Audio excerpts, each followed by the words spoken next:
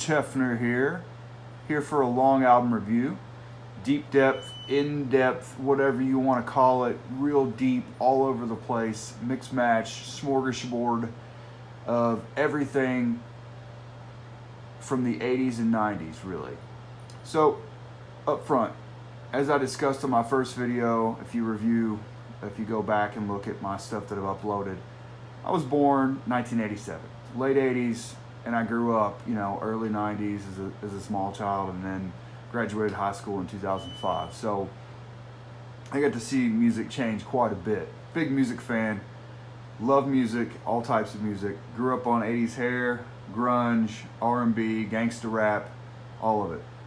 And living here in Kentucky, in the Bible Belt, conservative area, grandparents always had country music going.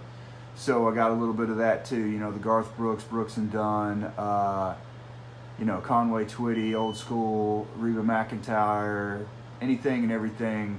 I listened to it. I always, I'm a drummer, and I always said if I was going to be in a band and I was on tour, in order not to wear out, the classic rock, Van Halen, Led Zeppelin, stuff like that, I'd love to be in a country band. So it doesn't get old to me. I still want to go down the road listening to my old school Van Halen albums like, 1984. So, there's a lot of different ways to look at it. This is my opinion. This is my review board. This is my whatever you want to call it. This is me being a geek, a fan of music. I love music. It is the one thing that gets me through. So, real quick, I want to start off by saying I'm going to cover a lot. I don't know how long this is going to run, so good luck. You might want to get some snacks. So, see ya.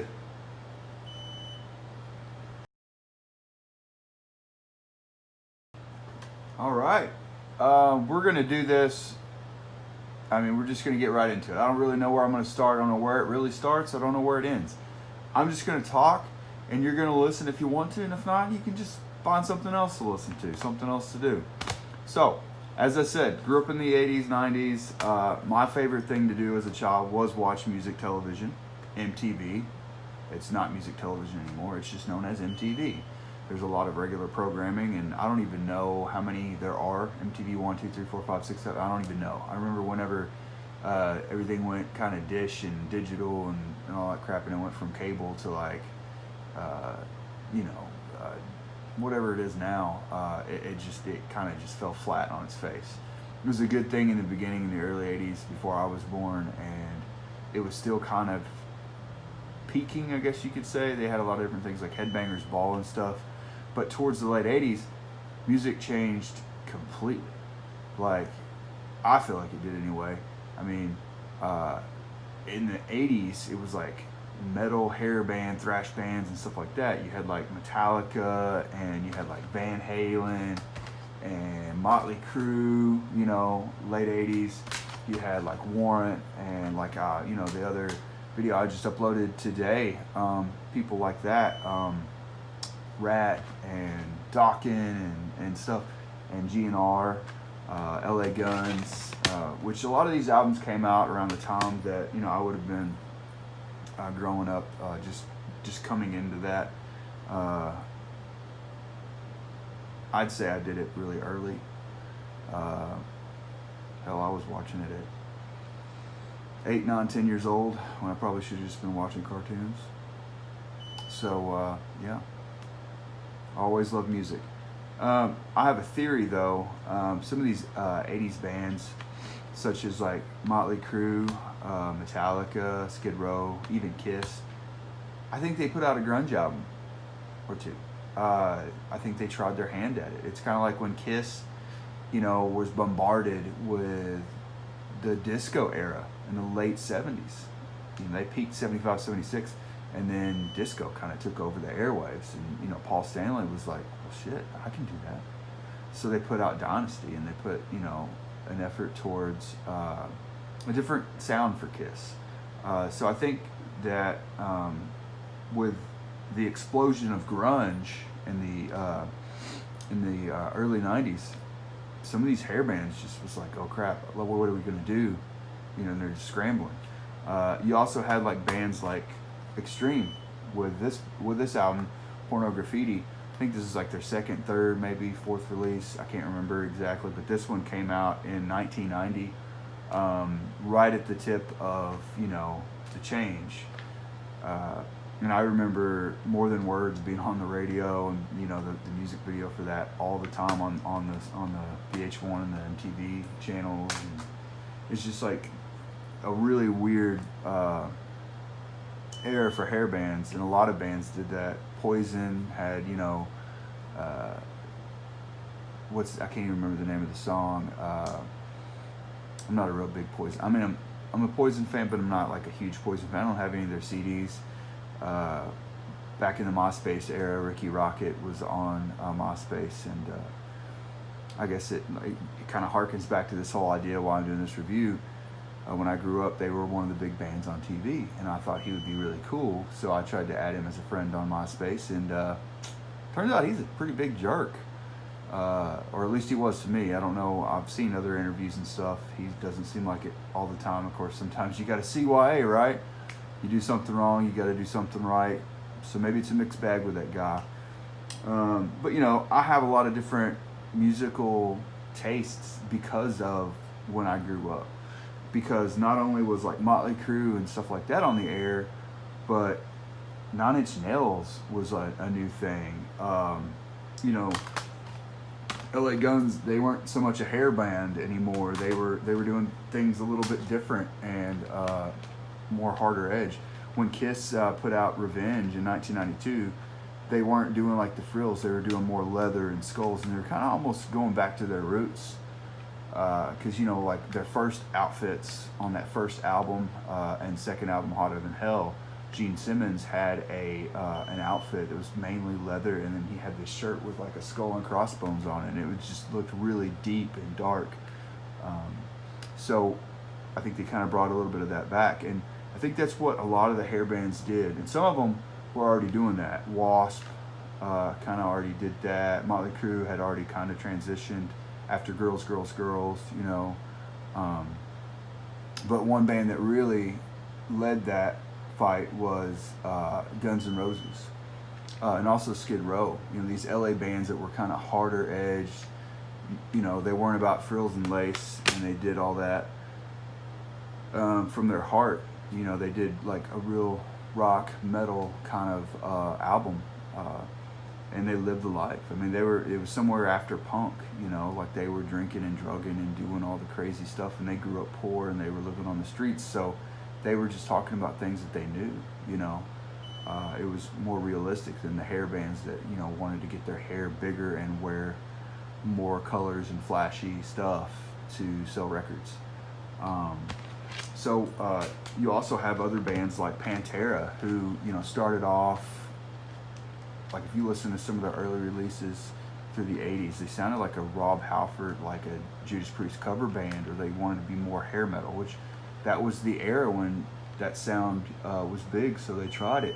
But they owned the 90s because of these albums, Cowboys from Hell and Vulgar Display of Power. Two powerful albums that set loose a renaissance for metal. It got heavier, it got deeper, it got darker, and there was a lot more to it than just what they looked like.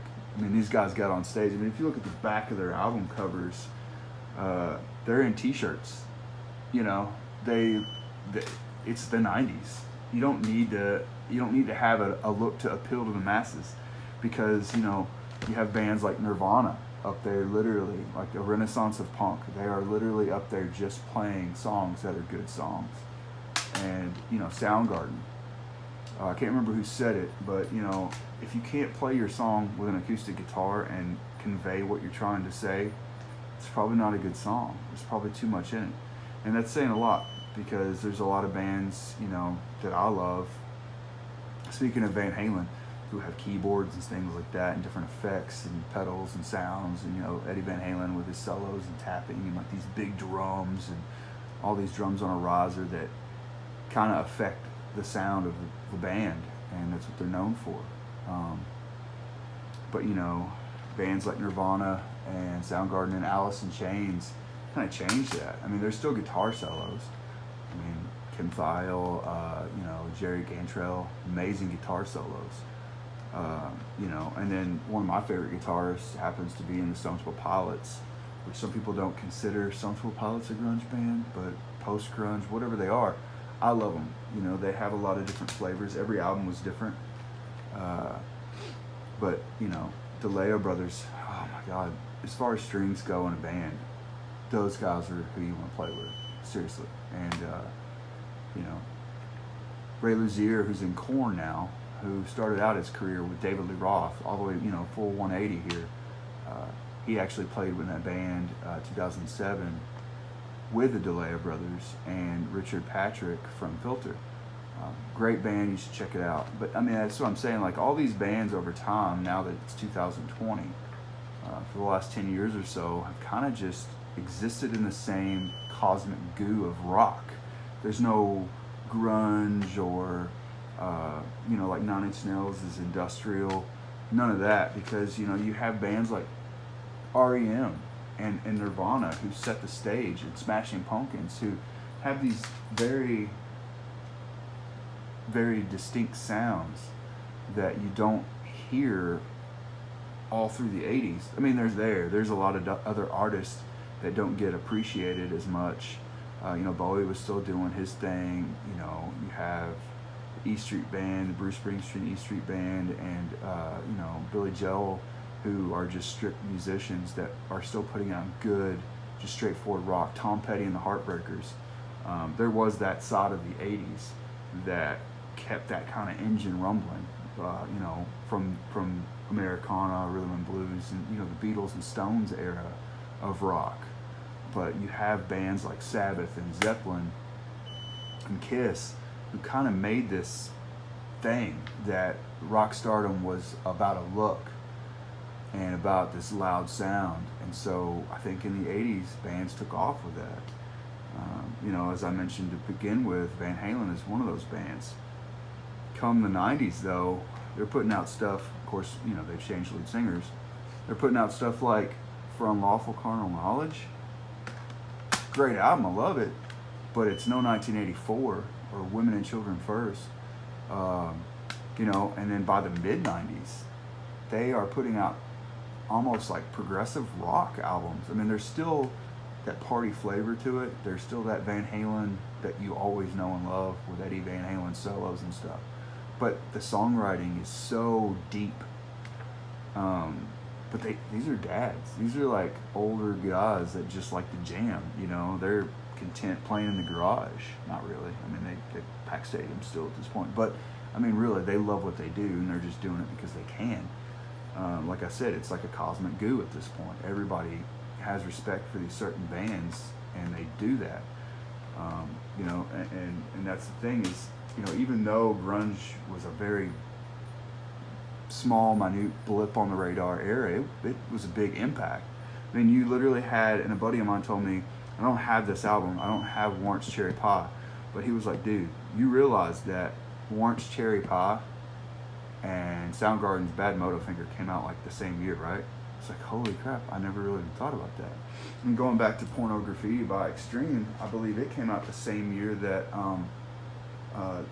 Nirvana's Nevermind came out. So yeah, 91, and let me see, 90. So, it's like right there. Everything happened kind of at once. These big 80s hair bands were still putting out stuff all the way up until they almost got pretty well shut down. Like, the whole tide had changed. I mean, Skid Row had just come out with their first release, self-titled album. And there were ballads on that, 18 in Life and stuff, that held the radio's attention and held up on the air. So, I mean, you had that, but you also had the Seattle wave, the LA and Seattle wave. You had bands like Jane's Addiction and stuff like that. So, I left some CDs back there. That's what I was looking for. Some of my Jane's Addiction and Red Hot Chili Pepper CDs. Those are also LA bands that don't get a lot of look at as like Seattle era, like grunge rock, because they're different They're different altogether, but they're all mixed in that. I mean, Duff McKagan, who's in Guns N' Roses and has played with multiple other people, but is mainly known for Guns N' Roses. He actually did a few months or a year stint in Jane's Addiction when they needed a bass player in the 2010s era. So I mean, all these guys get along and they all hang out and play music together, which I think is really cool because you kind of look at it as like these groups or these separate genres of groups that don't have anything to do with each other, and that's not true. Speaking of which, my big thing about it, really what I want to talk about today, are these albums.